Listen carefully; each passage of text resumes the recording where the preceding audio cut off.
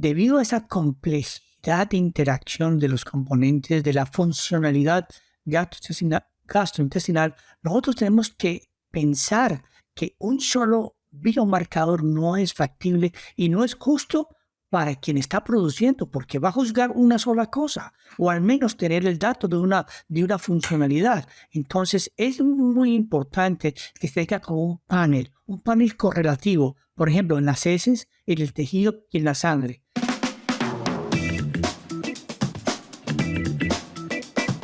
Bienvenidos a mi podcast.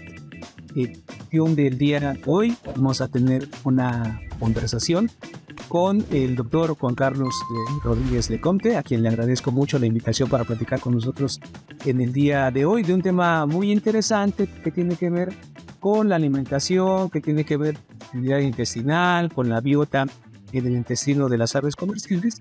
Le agradecemos entonces mucho la aceptación para platicar con nosotros. Y antes de iniciar formalmente esta plática, doctor Juan Carlos Rodríguez, ¿podría por favor comentarnos un poquito de sus antecedentes académicos, dónde estudió y un poquito de su experiencia laboral? Y nos podría decir en este momento también dónde está trabajando y qué está haciendo. Claro que sí. Muchísimas gracias por la invitación. Es un gran placer estar con ustedes. Yo soy médico veterinario zootecnista, egresado de la Universidad de Caldas, en Manizales, en Colombia. Ahí tuve la oportunidad por primera vez de estar en contacto con la ciencia, con la investigación, haciendo una prueba de inmunofluorescencia para el diagnóstico de toxoplasmosis en animales de bioterio. Después de que ya pude salir a ejercer, a trabajar en el campo, estar en contacto, mi pasión por la inmunología siguió. Entonces yo me dediqué a hacer una maestría en microbiología con énfasis en la parte de inmunología. Específicamente en aquel entonces comenzamos a trabajar con inmunoreguladores, sustancias que eran capaces de modular o trascender un poquito la inmunidad normal de células del sistema inmune y la respuesta a las vacunas que convencionalmente utilizábamos a nivel de campo. Seguidamente mi interés siguió, me volví una persona independiente, trabajé en mi propio diagnóstico, autodiagnóstico. Entonces decidí con mi familia emigrar a Canadá y decidí hacer mi doctorado en inmunovirología. Yo estuve trabajando en la parte virológica en Vino de Gumboro por casi 4 años. Vine al Colegio del Atlántico, el Colegio Veterinario del Atlántico, donde actualmente tengo la oportunidad de trabajar como profesor titular y tengo a mi cargo la parte de inmunología veterinaria y la parte de enfermedad de las aves e inmunidad de las aves. Entonces, en aquel entonces decidí trabajar en el virus de Gumboro y cómo el virus de Gumboro de tipo vacunal tenía una incidencia o una actividad definitivamente dramática sobre los linfocitos B y cómo este número decrecía. Entonces, estudié la inmunodepresión como un factor viral alterando la capacidad de linfocitos B. Finalmente, después de que he terminado esa parte de mi doctorado, hubo más en parte de mi trabajo y decidí conducir un postdoctorado, un fellow en la Universidad de McMaster, también en Canadá, pero ahí ya emigré a Hamilton, Ontario, en Canadá, y hice un trabajo supremamente interesante trabajando con pequeños animales en lo que era la inmunoterapia contra el cáncer, utilizando material del sistema inmune, modificándolo, ayudándolo a que fuera un poco más atractivo para el sistema inmune y lograr trabajar mejor una situación de cáncer. Previamente a poder estudiar, yo trabajé con la industria por varios años, trabajé en la industria de la producción de vacunas, trabajé tanto en la parte de asistencia técnica de campo, asociado directamente con los avicultores, como también en la parte de producción de biológicos, vacuna de Marek, de Gumboro, de laringotraqueitis. Entonces mi trabajo en la industria fue diferente a muchos profesores que terminan su carrera académica y van a la industria. Yo hice el contrario, de la industria me vine a la academia a hacer algo y me ha ayudado muchísimo realmente. Realmente es maravilloso. En ese proceso de estar en Canadá durante 25 años me he permitido desarrollar líneas de investigación y una de ellas es la nutrición inmunológica, cómo a través de la nutrición o productos que tienen que entrar directamente por la vía oral, van a influenciar o al menos manifestar una mejoría o una regulación de la respuesta inmune a nivel intestinal. Por eso yo me he vinculado a esta parte, he trabajado con muchos ingredientes de punto nutricional, como también productos asociados no nutricionales a la respuesta inmune. Actualmente trabajo en la producción de péptidos antimicrobianos con la estimulación de bacterias como un factor de probiosis. No, excelente. Qué gran historia, vida académica, profesional. Y eso precisamente es lo que nos ha dado la oportunidad pues, de conversar en este día, sobre todo en esto último que nos comenta, ¿no? Lo que está desarrollando actualmente, de la integración, la interacción que tiene que ver los aspectos nutricionales de las aves con respecto al desarrollo, el establecimiento de la biota, así como la modulación o la estimulación de la formación del sistema inmune. Y sobre ese tema quisiéramos profundizar un poquito más el día de hoy. Evidentemente, nosotros que estamos en la industria avícola, sabemos que en los costos de producción, el factor que tiene el mayor impacto precisamente es el de la nutrición. Y muchas veces lo vemos, lo abordamos, pues principalmente, estrictamente desde ese sentido, ¿no? El valor nutricional, el aporte proteico, el aporte energético que puedan tener los ingredientes, algunos factores antinutricionales. Y sin embargo, ahorita con lo que nos está comentando, pues evidentemente debe tener un impacto muy importante sobre el desarrollo de la constitución de la biota intestinal, así como el funcionamiento de ese intestino, ¿cierto? Es correcto, correcto. Es algo interesante en ver esa armonía, esa forma de balance tan fantástico que existe en la nutrición y la capacidad de aportarle a todos los sistemas de producción, digamos, desde el punto de vista del manejo nutricional y la conversión, cómo eso se traduce en mejor rendimiento. Yo quisiera hacer una precisión aparte de nutrición porque no podemos tomar la nutrición como única para entenderlo todo. La nutrición se ha sido reconocida por muchos años desde el punto de vista de la deficiencia.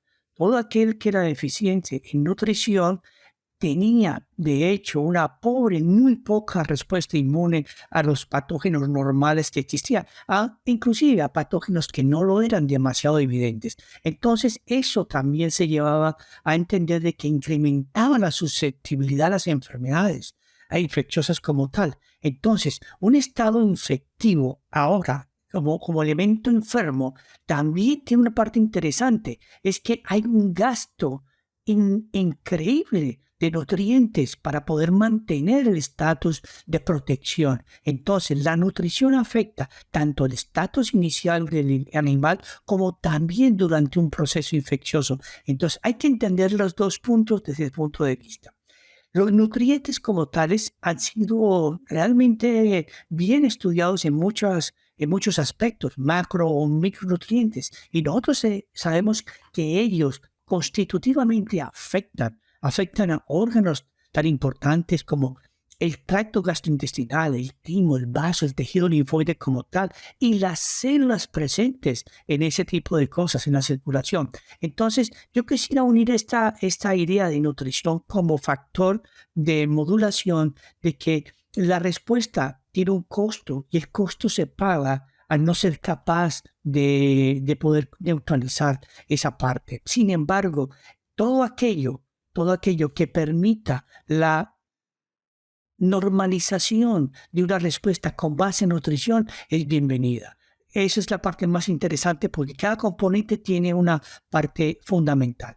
Ahora bien, ¿cómo la nutrición, cómo los factores nutricionales afectan ese microambiente, esa ecología intestinal en la cual se mueve la fantasía de poder ser capaz de absorber, de digerir y al mismo tiempo de motivar un sistema que controle constantemente posibles patógenos? Entonces, hace unos 50, 60 años, nosotros teníamos dentro de las dietas sustancias antibióticas que controlaban una flora, que en aquel entonces hablábamos de la microflora y no de la microbiota, y decíamos que esos productos eran capaces de minimizar agentes patógenos, pero de conservar la población demasiadamente buena. Entonces, eso se llegó a entender de que la presencia de esos productos ayudaba a la tasa de recambio del tejido intestinal, que incrementaba la madurez de la mucina, que ayudaba muchísimo a la parte de las enzimas digestivas y modificaba favorablemente la morfología intestinal. Todo eso se le atribuía a los antibióticos promotores de crecimiento. Y llegó a evolucionar un poco más. Ese concepto evolucionó de tal forma de que se llegó a entender de que era óptimo y que era bueno. Definitivamente hacía un beneficio. Sin embargo, las condiciones en las cuales los antibióticos comenzaron a operar, su uso indiscriminado, tal vez su poca selectividad en algunos momentos, comenzó a crear una alarma a nivel de la medicina humana de que no se utilizaran antibióticos como factores de crecimiento porque podía transferirse el factor de resistencia antibiótica de algunas bacterias a los humanos. Entonces comenzamos a encontrar la necesidad de buscar alternativas, a buscar cosas que no fueran necesariamente antibióticas para poder controlar, por ejemplo, la salmonela, las enfermedades entéricas, el Clostridium. Entonces, esas alternativas biológicas se comenzaron a unir fuertemente y se comenzó a estructurar una nueva filosofía de cómo tener salud intestinal que se revirtiera en una salud general. Entonces, las más obvias alternativas eran tratando de suscitar una mejor respuesta inmune a nivel intestinal y cómo controlar la microbiota para que fuera el factor que ayudara a mantener una muy buena homeostasis intestinal.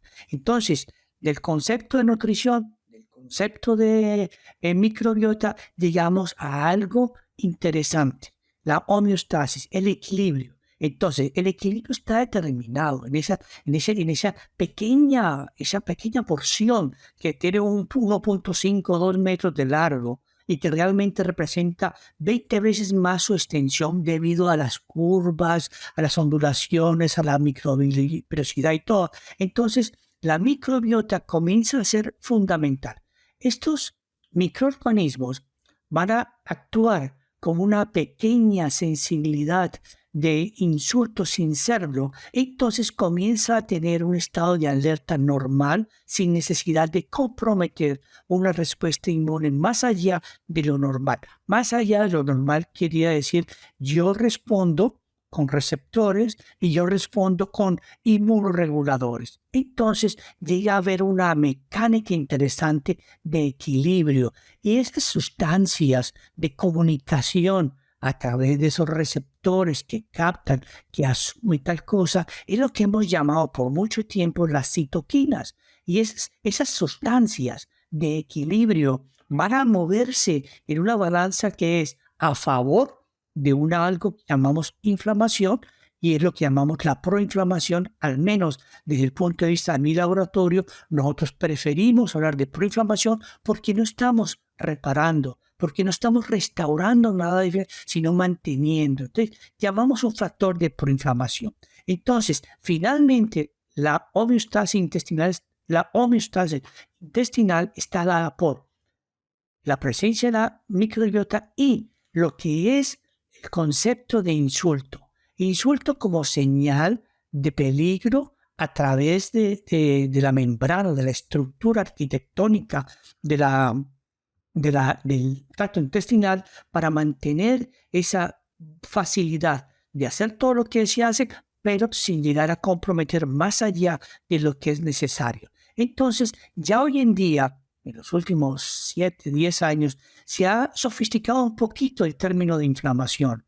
Lo hemos sofisticado para tal vez darle una diferenciación. Y ha habido una escuela interesante que se ha marcado y que actualmente está en el mercado, es que la inflamación puede ser de tipo fisiológico. Entonces, pero si estamos hablando de inflamación desde un contexto patológico y se lo preguntamos a un patólogo, me dice, no, eso no puede ser inflamación porque la inflamación es una respuesta a algo que realmente motiva al sistema inmune a ir en contra de él, que tiene que ser reparación, porque el final resultado de una inflamación es reparar y, por último, restaurar.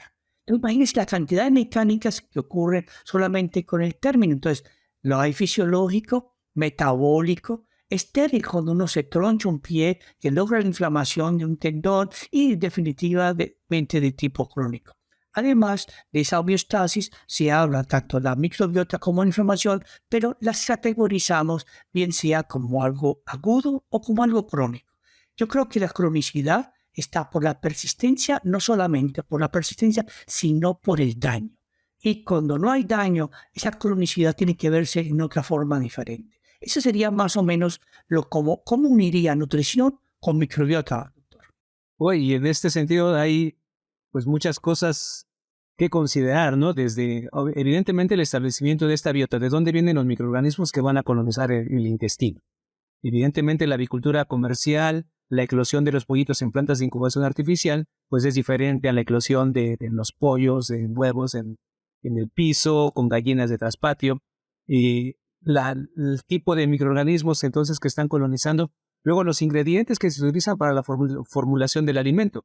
En algunas partes del mundo, fuente de energía, principalmente el maíz, o cuando hay escasez, a lo mejor por diferentes circunstancias, optar por el sorgo, factores antinutricionales que pueda contener uno, que pueda contener el otro, los cambios en la formulación de la dieta cuando se pasa de la preiniciación, la iniciación, el crecimiento, la finalización, pues todo eso deberá tener algún efecto, ¿no?, sobre ese establecimiento, o si ya está establecida esa microbiota, deberá tener algún tipo de efecto, ¿cierto? Correcto. Y es muy interesante porque usted pone el tema en el lugar que necesitamos. ¿Cómo discriminar y entender esa interacción de la microbiota con sus nutrientes y el tejido gastrointestinal? Entonces, ese tejido gastrointestinal no es únicamente la arquitectura entérica, es el componente de la parte, digamos, de la lámina propia, que está rica en elementos inmunes. Entonces, es claro que existe una serie de eventos armoniosos para facilitar esa presencia y excluir lo que no es, que va a permitir, digamos, concluir que entre ese proceso de la microbiota, de esa exacerbación de su presencia, va a haber tolerancia. Vamos a tolerar cosas que realmente no tendrían por qué. Hay complementariedad. ¿Por qué? Porque esa microbiota es capaz de liberar sustancias motivantes al sistema inmune sin decirle al sistema que tiene que responder contra un patógeno, sino es en estado de actitud, de una actitud positiva a eso. Hay soporte porque el uno soporta al otro. Una microbiota gram positiva con una microbiota gram negativa se soportan y son compatibles, inclusive en presencia o no de oxígeno. Hay una interrelación entre ellas y al final de toda esta maravilla que está preguntando es lo que llamamos la optimización ecológica para mantener un buen balance, que se basa básicamente en el reconocimiento y la interacción entre ellos. Finalmente, ¿quién es el beneficiado? El animal. Una mejor producción, unos mejores parámetros y una muy buena salud medioambiental para él. El welfare.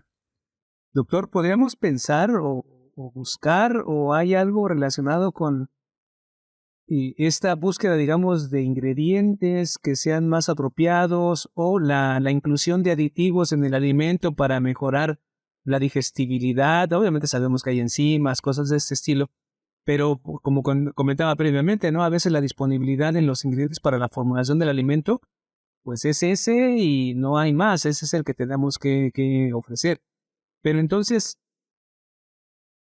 es muy importante la inclusión o la necesidad de incluir otros aditivos para mejorar ese efecto que puede tener ese ingrediente, insisto, aparte de su valor nutricional, en ese funcionamiento, en esa armonía de los microorganismos junto con la respuesta inmune. Definitivamente es cierto lo que usted acaba de decir. O sea, mire que la gran parte del trabajo de los nutriólogos es manifestar con un producto la actitud del animal para poder convertir la zootecnia. Tenemos que ver esto. Entonces, habrá productos que ellos ya reconocen que son más cáusticos que otros. Son productos que pueden ser unos insultos más severos que otros. Y eso realmente lleva a que el animal responda entéricamente de una forma diferente. Entonces, usted decía el maíz, por ejemplo, a quien le gusta tener animales con gran pigmentación, el maíz es muy importante. Es muy importante porque no solamente es fuente de energía, algo de proteína, pero también desde el punto de vista de color. Mire, el caso de nosotros en Canadá nosotros utilizamos, porque no tenemos la misma cantidad de maíz que tenemos en México, por ejemplo, en Estados Unidos, utilizamos mucho lo que es la parte de granos diferentes, perfecto. Entonces, esos granos diferentes, ¿ya? Doctor Juan Carlos, entonces, con lo que nos comentaba previamente, ¿cree que podríamos nosotros considerar que hay ingredientes para la formulación de las aves que sean mejores desde el punto de vista de la facilitación del establecimiento de la biota intestinal, del desarrollo del sistema inmune, de la propia integridad, del propio funcionamiento del intestino, o evidentemente los ingredientes tradicionales con los que se trabaja en la avicultura, pues son con los que tenemos que lidiar, por llamarlo de algún modo, y trabajar en función del efecto que van a tener para ese establecimiento de la biota, del sistema inmune, del desarrollo intestinal? Yo diría, doctor, que debemos considerar dos cosas. El óptimo ingrediente que permita la ensemillada, la presencia continua de la microbiota, como tal, no existe. Son varios componentes al mismo tiempo que van a facilitar. Recordemos que la comida viene del campo, ahí hay unos microorganismos que se van a establecer intestinalmente junto con el agua y crear una ecología que le permite convivir con ellas. Hay la simbiosis. Yo me tolero, yo logro entender qué hay y logramos entendernos. Entonces, pero esa microbiota como tal establecida, bien sea en la óptima condición, como estamos hablando, un producto, también los otros elementos nutricionales lo existen. Y yo creo que hacer una discriminación demasiado literal de lo que es uno bueno o uno no tan bueno, crea confusión y va a ser muy difícil operativamente a nivel de campo. Tenemos que trabajar con lo que tenemos y mientras los rendimientos y los parámetros de producción se cumplan, yo diría que no sería tan relevante pensar en esa discriminación tan fina del tipo de nutriente que estamos agregando en la ración que necesita el animal. Yo le quería poner un ejemplo con el caso, por ejemplo, de quienes utilizan más maíz que otros. Yo recuerdo hace muchos años el sorgo era muy importante. Sin embargo, el sorgo tenía un comportamiento muy diferente a nivel intestinal. De pronto era un poco menos gentil, menos amable que lo fue el maíz. Sin embargo, en el maíz, cuando era tan bueno, comenzamos a notar que el maíz tenía una serie de elementos metabólicos generados por la presencia de hongos que no era lo demasiadamente bueno. Así a su vez, tenemos, por ejemplo, nosotros en Canadá dependemos mucho del trigo. El trigo es nuestra materia prima. Nosotros cuando no tenemos maíz, aducimos al trigo y el trigo puede que ayude muchísimo a la microbiota, pero el trigo es nefasto desde el punto de vista de alta concentración. Hace mucho más compacta la materia fecal, la vuelve mucho más densa, la densidad se aumenta. Eso crea una condición de hipobiosis y favorece, por ejemplo, la presencia del Clostridium. Entonces, las enteritis necróticas en Canadá están muy asociadas con la presencia del trigo. O sea, cuando el trigo está a un nivel más bajo, no lo haría. Entonces, yo pensaría, hay que trabajar con lo que tenemos, conocerlo como lo debemos conocer y ser gentiles en mantener, alimentar su armonía en la medida que podamos. Básicamente sería mi mejor opinión acerca de la discriminación de un buen producto pro macrobiota y otro que no lo era. De acuerdo. Oye, doctor, y ahora en otro plano, digamos, sobre el mismo tema, ¿cómo evaluar ese establecimiento correcto de la biota? ¿Cómo evaluar si el intestino está funcionando adecuadamente, lo que en algunas ocasiones se le llama la integridad intestinal, o cuando ésta se altera, el incremento en la permeabilidad intestinal. Hay evidentemente varios protocolos, muchos procedimientos, algunos de ellos muy invasivos, en los que hay que matar al ave, tomar el intestino, medir vellosidades, etcétera. ¿Qué opinión o qué nos puede comentar respecto a estas opciones, respecto a la evaluación de esa biota intestinal, de esa integridad y de esa respuesta inmune en el intestino?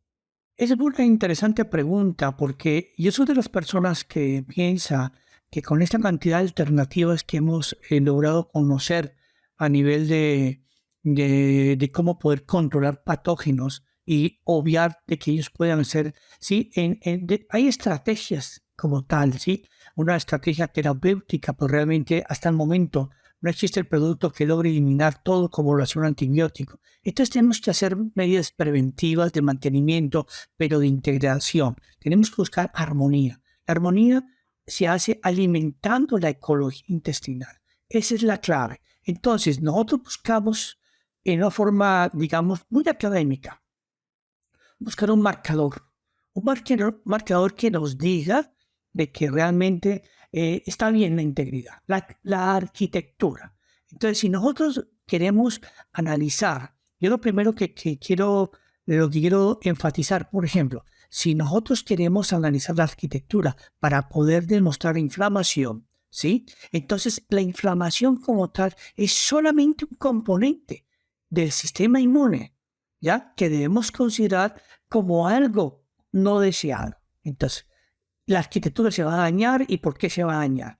Pero desde hace unos años también tenemos ahora algo que llamamos lo que es definir las cosas en base a la funcionalidad. Si yo veo que la tasa de rendimiento de mi lote es bueno, ¿qué sería importante buscar en la arquitectura?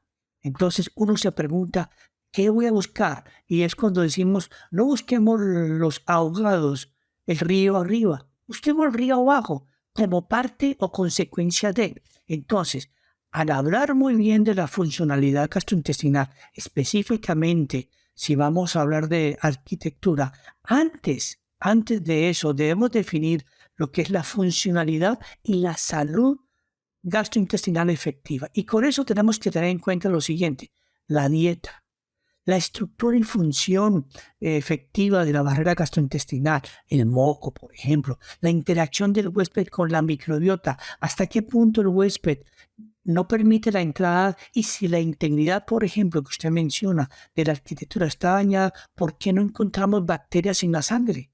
¿Por qué buscamos un marcador como el LPS para decir que lo hubo, pero puede ser un derivado diferente? ¿Cómo la digestión y la absorción efectiva de alimento se han dado con base a la arquitectura? De cómo hay una mucosa intestinal apropiada. Tenemos que encontrar nuevamente inmunoglobulinas, defensas intestinales tipo A. Tenemos que encontrar péptidos antimicrobianos normales. Tenemos que tener factores de reparación, como es el factor de Trifoe. Entonces, todo eso se lleva a que finalmente también se entienda de que la función neuroendocrina del intestino se da. Mire que con la pregunta únicamente de la arquitectura hemos llegado a que no es un solo parámetro. Entonces, como un indicador de permeabilidad, por ejemplo, intestinal, integridad, nosotros debemos considerar lo siguiente.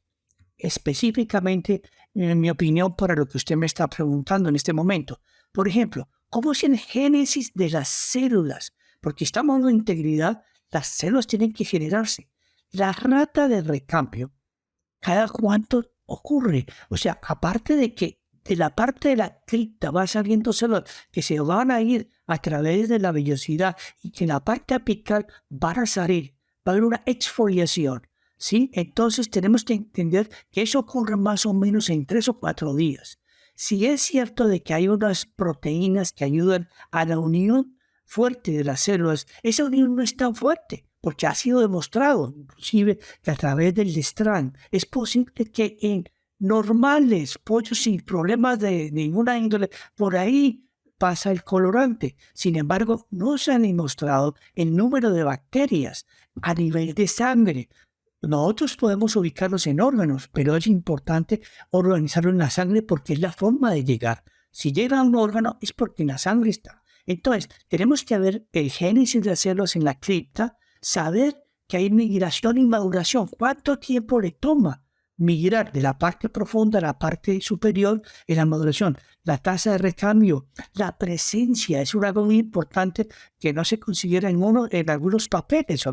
Es la presencia de los linfocitos intraepiteliales que actúan en forma espontánea contra patógenos. Y la arquitectura, desde el punto de vista de la expresión de las uniones. ¿Son las uniones el marcador que va a decir la integridad? Yo diría que es demasiado fuerte poner esa responsabilidad en las uniones. Las uniones son parte de la metodología, pero por ejemplo, nadie habla de la atrofia. Si yo tengo atrofia, puede ser por dos motivos.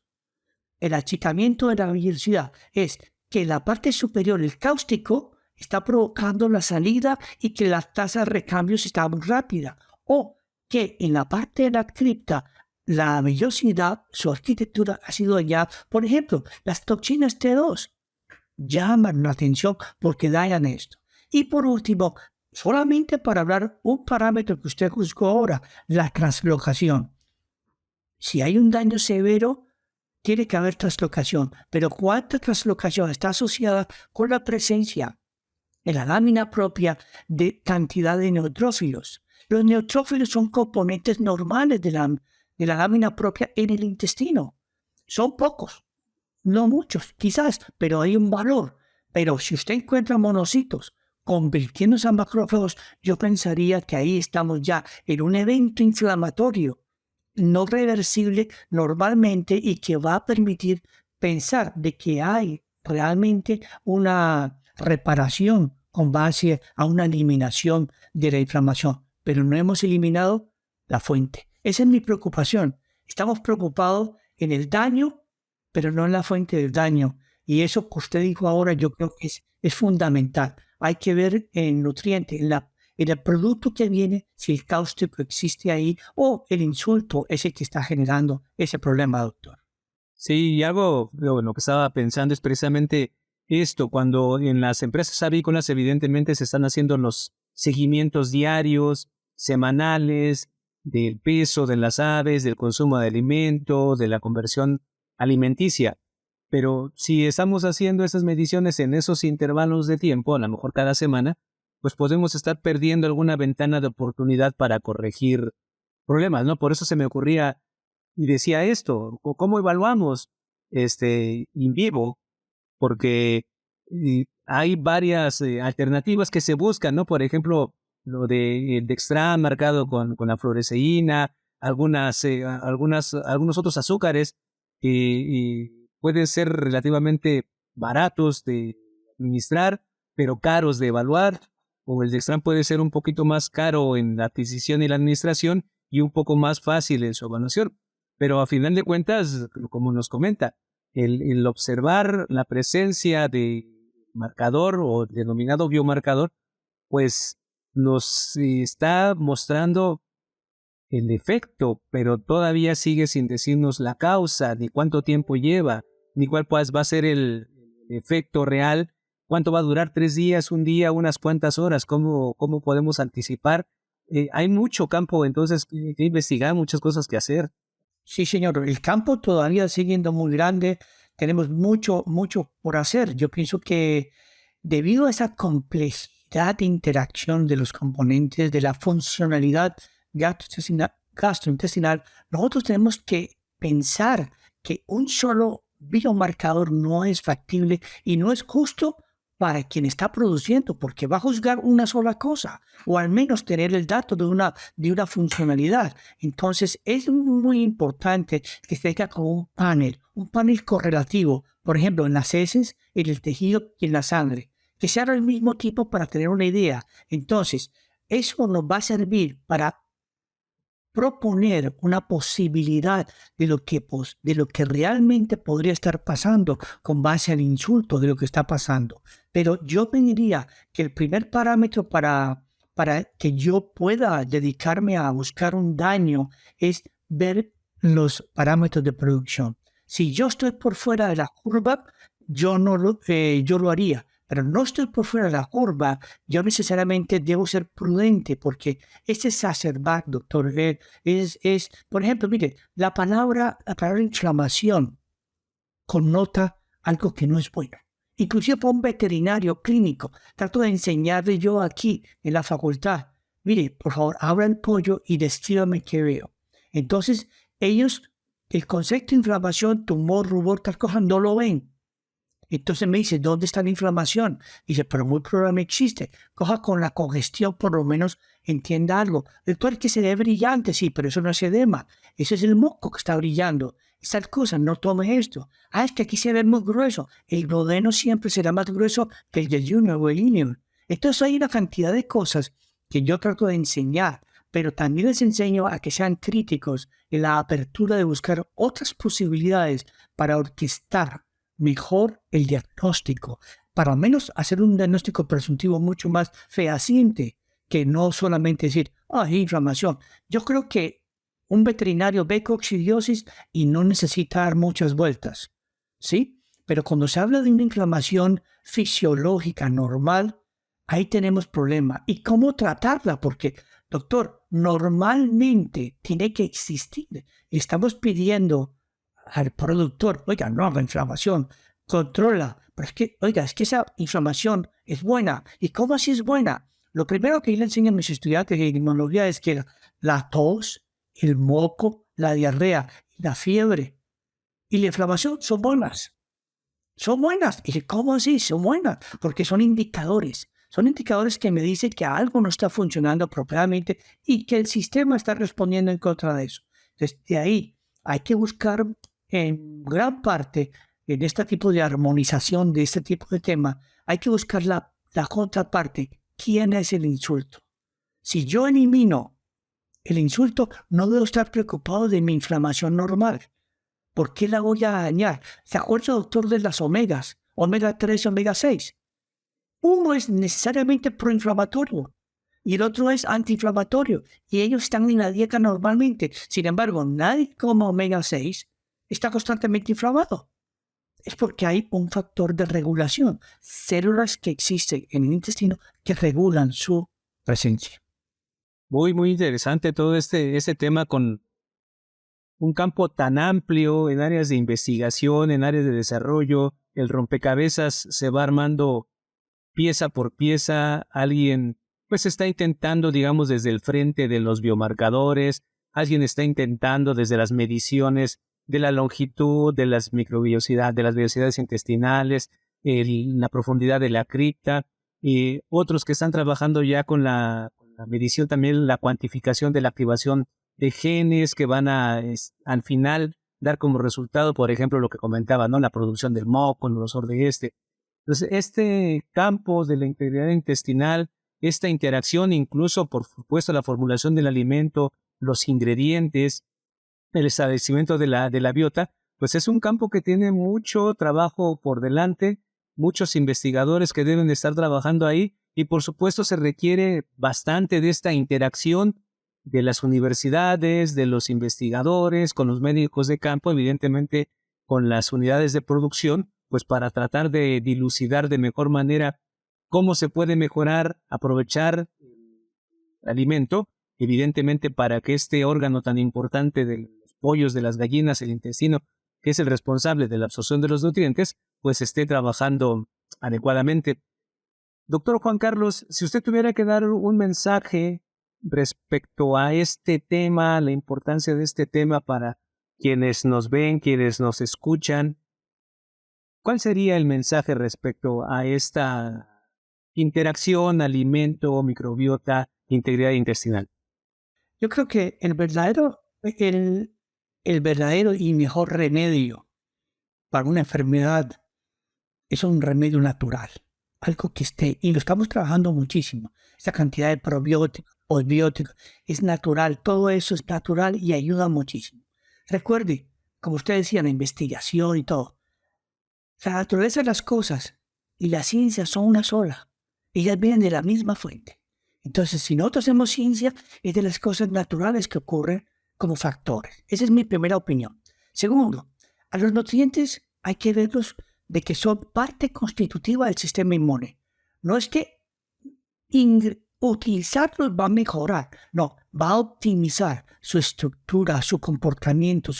Ellos tienen su rango ya establecido, ellos lo van a hacer. Ellos son la parte biológica de la razón de la biología, de su estructura, del desarrollo y mismo de la actividad del sistema inmune como todos los sistemas. Entonces, si ya conocemos los mínimos requeridos para cada nutriente, ¿sí? ¿En qué momento agregar más de un producto puede ser mejor?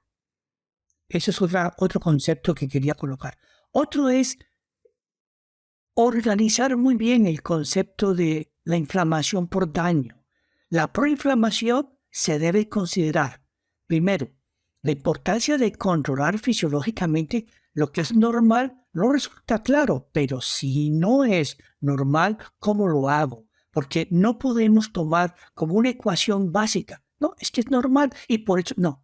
La normalidad le está diciendo que hay que establecerla, que hay que mantenerla, no eliminarla. Entonces, segundo, si la inflamación existe de una forma diferente, debemos hacer uso importante de cómo controlar la fuente. ¿Quién es el insulto? ¿Y por qué? ¿Y dónde ocurre? Para mí, en el caso de la vellosidad, es decir, para mí, por ejemplo, el mejor parámetro es la atrofia. Para muchos no lo es, pero para mí sí, porque yo puedo establecer si la atrofia se debe a una exfoliación exagerada o una ausencia en la síntesis que se tiene que pasar en las células madres. Y por último, la última sugerencia es, al momento de buscar biomarcadores, yo sería buscar varios al mismo tiempo, no dejar, en inglés, poner todos los huevos en la misma canasta, no. Hay que buscar cosas que organicen metodológicamente una idea y que la idea al final dé un resultado. Pero no podemos utilizar marcadores independientes y determinar. Por ejemplo, la expresión génica, usted lo dijo ahora, pero una expresión génica sin funcionalidad no tendría la misma connotación. Entonces, para mí, esa parte del biomarcador debemos tener varios, no uno solo, y unir esfuerzos del conocimiento de la fisiología con la parte de la patología. Entonces, si nosotros logramos tener eso como funcionalidad efectiva, como algo que nos dice algo, nosotros podemos entender por qué el rendimiento no lo es, la salud y el bienestar de los animales van asociados con esto. Claro. Ese sería mi mensaje. Muchas gracias. Excelentes comentarios que obviamente los que estamos en el medio y un poco relacionados con el tema, pues apreciamos mucho, pues porque a veces estamos muy enfocados, digamos, a algunas evaluaciones, algunas determinaciones, y por diferentes razones, incluida la disponibilidad de recursos y otras, pues no podemos echar mano de tantas herramientas de manera simultánea. Pero conociendo por lo menos lo más esencial, pues nos permitirá profundizar en esto y llegar a un mejor entendimiento de lo que pasa con las aves y por supuesto lograr un mejor aprovechamiento de los ingredientes del alimento y por supuesto mejorar productividad y a la larga mejorar también la condición, la alimentación de la población, que al final de cuentas es el fin, ¿no?, de la existencia de la avicultura comercial. Doctor Juan Carlos Rodríguez, antes de despedirnos de esta conversación tan agradable, quisiera hacerle unas preguntas.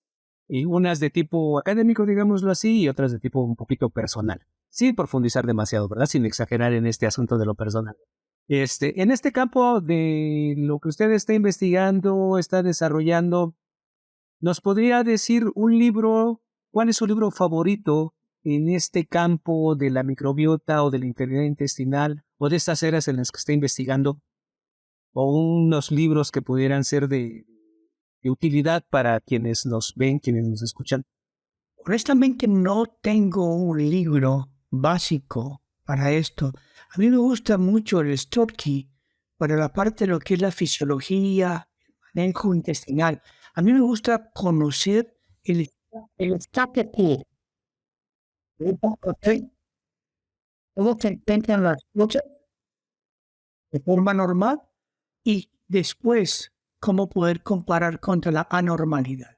Entonces, el Storky, la fisiología que trabajamos en la parte de las aves, a mí me gusta muchísimo. Realmente es quizás el libro que yo más consulto para entender la estructura, comportamiento, fisiología de del tracto gastrointestinal específicamente, ya que yo estoy involucrado en la producción de sustancias antimicrobianas. Excelente, muy bien, muchas gracias el comentario sobre ese libro que por supuesto muchos conocemos y para muchos también es de mucha utilidad para estos fines, para entender esta fisiología de las aves. Hay una edición nueva que realmente vale la pena considerar. Esa última edición está muy, muy bien elaborada. Salió a principios del año pasado, si no estoy mal, y es bastante buena. Excelente, muy bien. Y a título personal, de sus hobbies, de sus gustos por la lectura, ¿cuál nos puede decir que sea su libro favorito, su autor favorito? Bueno, tengo muchos, y yo ya lo expuse anteriormente, pero a mí me gusta mucho la parte filosófica, la parte del pensamiento. Me gustan libros vino de tipo crítico, personal. Soy de la escuela del existencialismo en algún entonces. Entonces, por ejemplo, Sartre fue mucho, Camus fue otro, pero desde el punto de vista personal, es parte, me gusta mucho entender la vida. Entonces, hay un libro que me encanta, El médico de cuerpos y almas, de Tyler Coupland. Ella es una escritora británica, hizo cosas maravillosas. Y casualmente ese libro hablaba de la medicina primaria que había en aquel entonces. Entonces, cómo un individuo se educaba para curar el alma.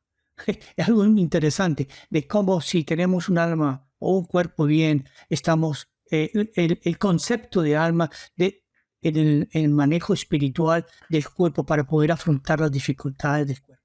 Ese libro me marcó mucho. Excelente, muchas gracias por la recomendación, doctor. Y antes de despedirnos, quisiera también ya para los que estamos en el área, los jóvenes que se están preparando y que seguramente o que posiblemente incursionen también en el área de la avicultura. En su opinión, doctor, ¿qué factores o qué situaciones podrían hacer la diferencia entre veterinarios, nosotros que somos veterinarios, que puedan resultar exitosos en esta área de la avicultura, a diferencia de aquellos, digamos, que pudieran verse un poco limitados o que no pudieran tener los avances tan rápidos en esta industria avícola? ¿Qué puede hacer la diferencia entre un veterinario exitoso y uno que no lo es tanto en la industria avícola? Bueno, uno de ellos es el conocimiento. Definitivamente la experiencia adquirida por otros que llevan más años que nosotros en la industria ayuda muchísimo. Yo creo que nosotros debemos abrir la puerta a los jóvenes con el conocimiento y compartirlo. O sea, nosotros los profesores universitarios tenemos la obligación necesaria, es totalmente irrenunciable, tenemos que hacerlo, es formar jóvenes con conceptos críticos, que ellos puedan ser capaces de criticar su trabajo y al mismo tiempo buscar nuevas alternativas. Yo creo que en la agricultura la experiencia es vital. Y quien no tiene experiencia, como dicen en la calle, se nota. Pero la experiencia se logra quien le dé la oportunidad a una. Entonces, a uno joven se le pide, busque gente que tenga experiencia, sea humilde y con su humildad logre que alguien le abra la puerta para conocer más, para estar más en debate. Porque la agricultura de los libros es excelente. Pero si no tiene el ingrediente de campo, si no conoce, si no percibe, si no huele, si no capta el entorno de una enfermedad, le va a quedar muy difícil lograr superarla como el entorno de ella desde el punto de vista global. Porque yo sé, una salmonela toca antibióticos, pero todavía estamos lidiando con salmonela, todavía lidiamos con antibióticos. Entonces hay algo más que hacer, hay algo que nos hace falta. Entonces la capacidad crítica de ellos, su envolvimiento, conciencia es fundamental. Excelente, pues esperemos que llegue a los oídos, a la conciencia de quienes nos vean, nos escuchen, para mejorar, obviamente, a todos los profesionales que estamos involucrados con la parte avícola y en sentido general en la vida. Doctor Juan Carlos Rodríguez, le agradecemos mucho la conversación con nosotros sobre este tema tan interesante que tiene tantas ramas y que tiene tanto futuro en la parte de la investigación y, por supuesto, en la aplicación práctica. Muchas gracias por su participación. No, muchísimas gracias. Espero que mis comentarios, mis humildes comentarios acerca de lo que hemos hecho y trabajamos y cómo lo interpretamos sea de la ayuda tanto para la industria como para los colegas que trabajan en ellas. Muchísimas gracias, doctor. Estamos seguros que sí va a ser. Muchas gracias, doctor. Pase buena tarde.